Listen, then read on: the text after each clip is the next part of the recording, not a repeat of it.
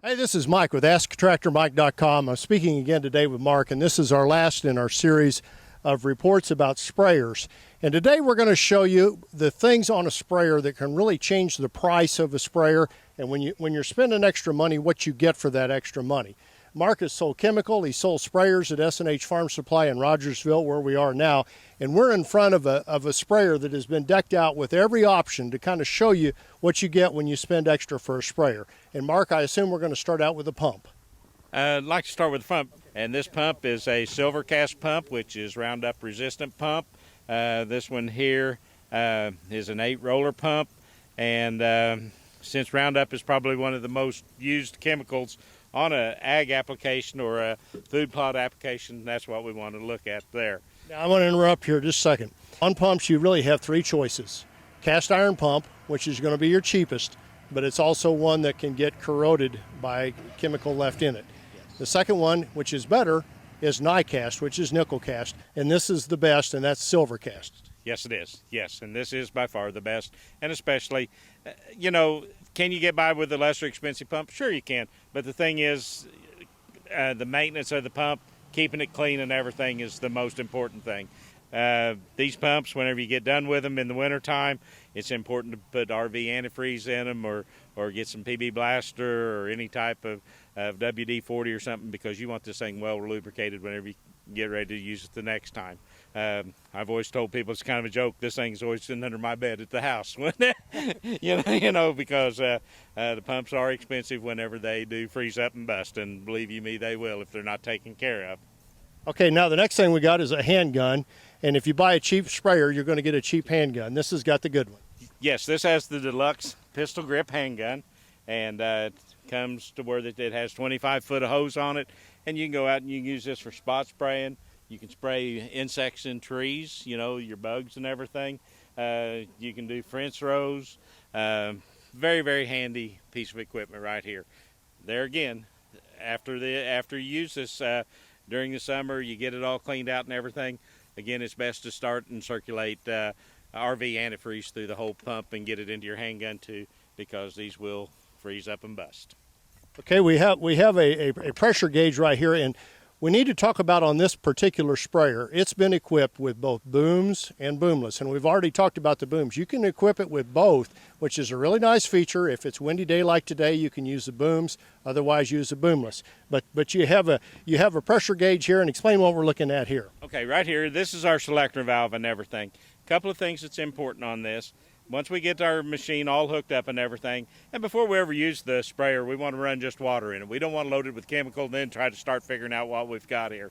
So knowing what we know, we're going to put water in this machine. We're going to hook it up. We're going to rev our tractor up to about 540 RPMs on it, so we've got everything. Then we're going to adjust this control right here. We're going to bring this up to about 40 pound of pressure. So anytime in between, I like to tell people in between 35 and 40 pound of pressure. 40 is my preference on it. Once we get this up to 40 pound of pressure, we've got recirculation, which is going through the tank too, so that it keeps our chemical and everything mixed and agitated together. And then we also, from this, we can control our boom back here, which is left, right, and center. So we can select either left and right. We can select just our left boom. We can do our left and center.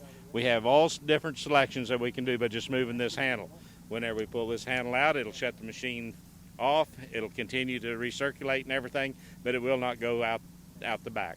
And one thing I want to mention, you mentioned feeding the material back through. This has agitation. Most of your cheaper sprayers do not have that. Exactly. And you want that because whenever we fill this tank with our first batch of chemical and everything, we're going to fill it about halfway full of water. Then we're going to add our chemical to it, and then we're going to finish filling it. And once we get it half full and we add our chemical, then we want to start up our PTO. We want this thing to start its agitation motion while we continue to fill it up. And that way our chemicals mixed well in the tank. I want to say one thing right now. Do not use this the first time with material in it. Hook it up, like Mark said, with water and test it before you load all that high-dollar chemical in there. We've had people that have loaded it up with chemicals. You have a leak that they didn't find at the factory. Right. and then you're sitting there with a tank full of chemical and it's dripping out on the ground, and you wondering what in the world do you do? And then I get the phone call. We've both had those phone calls before, so we're telling you, test it out with just water first. And make sure it doesn't leak, because we're all human, and occasionally you get one from the factory that's got a leak, and sometimes it's a leak it's kind of hard to fix. So test it with water first. And Marcus, this sprayer is decked out. This is going to be an expensive sprayer, but again, so you know what you're getting. You're getting the deluxe pump, you're getting the deluxe handgun, you're getting agitation, you're getting booms and boomless, and this is the kind of sprayer that's going to cost a lot of money. It's going to last a long time if you take care of it, and it'll get over a lot of property in a short time. Yes, it sure will. One thing too, and I tell all of my customers this: always look in this tank whenever you get a new tank. A lot of times there's operation manuals that are inside here. Every now and then there might be just a little bit of dried up antifreeze from the past or anything. All that needs to be cleaned out before you start running it, because especially with this particular sprayer, we have booms on here, and that those particles will get into those boomless nozzles or into those boom nozzles, and it'll plug it up, and then you need your little gloves and you go back here and you start taking nozzles off and trying to get it cleaned up and everything there. Best to do it prior to going to the field with it. Mark, I sure appreciate your time. You're a busy man, and I appreciate you taking time to kind of explain all the ins and outs of sprayers with us. And when winter comes, I'm going to try to pin you down again, and we'll go through winterizing a sprayer, because that is extremely important. So appreciate your time.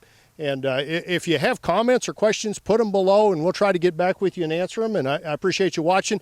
I'd like you to subscribe to my YouTube channel and like my Facebook page. And again, if you got questions or comments, put them below. We'll try to get back with you. Hey, thanks for watching.